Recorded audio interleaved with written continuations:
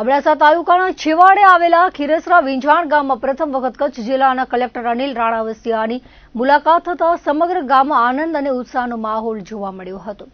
મુલાકાત દરમિયાન ગામના સરપંચ આદમ હિંગોરાએ ગામના વિકાસને લગતી વિવિધ પ્રશ્નો અંગે માંગણીઓ લેખિતમાં રજૂ કરી હતી।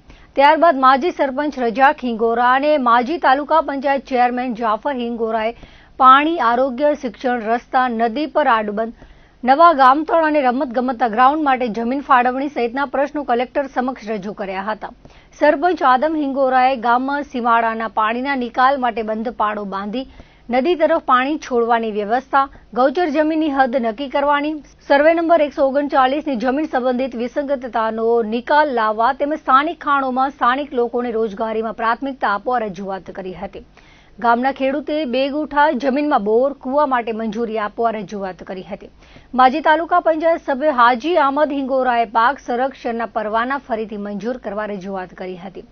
તેમણે જણાવ્યું હતું કે પરવાના રદ થતા ખેડૂતોને જંગલી ભૂંડના ત્રાસનો સામનો કરવો પડી રહ્યો છે।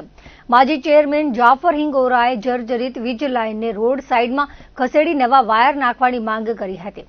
કલેક્ટરે તમામ રજૂઆતો ધ્યાનપૂર્વક સાંભળી સંબંધિત વિભાગોને જરૂરી કાર્યવાહી કરવા સૂચના આપી હતી।